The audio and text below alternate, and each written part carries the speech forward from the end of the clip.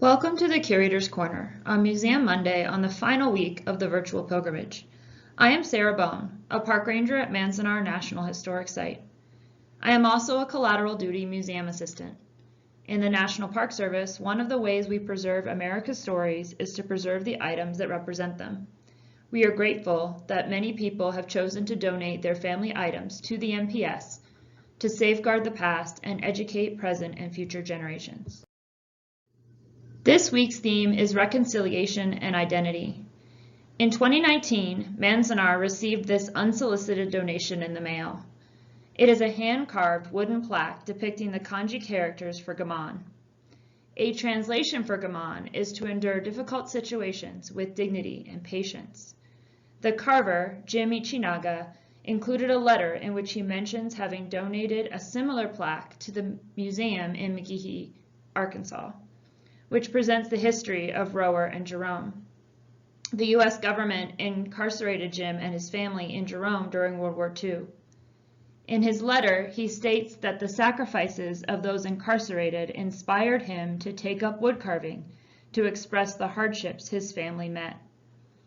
He explains that he chose gaman because he believes it is the best description of the spirit of Japanese Americans who were denied their freedom during those dark days of war. He adds, quote, "Although the gaman kanji was made recently, the injustices will always remain." James Kanekichi Ichinaga and Kiyono Nakano Ichinaga lived in Tulare, California, where James owned Jim's Chop Suey Cafe. Their family grew to include 10 children by 1940. He was a leader in the small Japanese American community in and around Tulare. Jim Ichinaga was a middle child and third son born in 1930. He dreamed of attending Cherry Avenue Junior High School. He would never get that chance. In the aftermath of Pearl Harbor, the Ichinaga family would see curfews and travel restrictions. In May 1942, the U.S. government would force them to leave their home and business for the Fresno Assembly Center. Jim remembers this being the first time he ever saw his father cry. Jim looked up to his father as the rock of their family. The U.S. government took them to Jerome in the fall.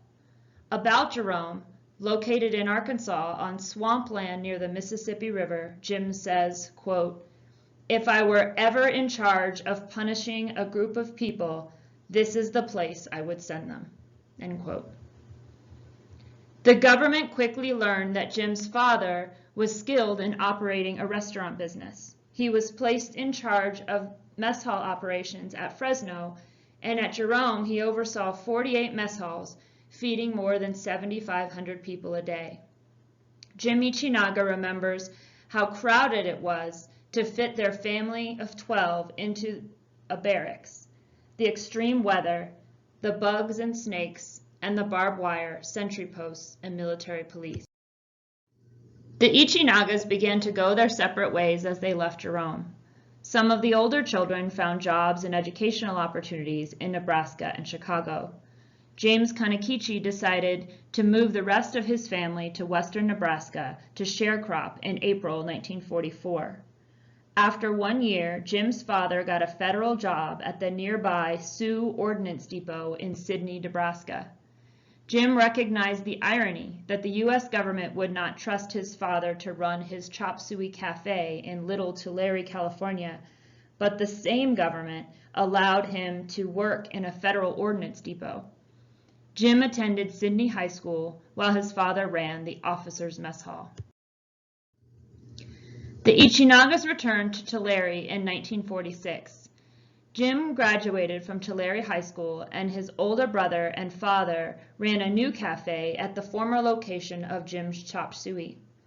Jim and his siblings had successful educations, careers, and families, but the incarceration experience would never leave them.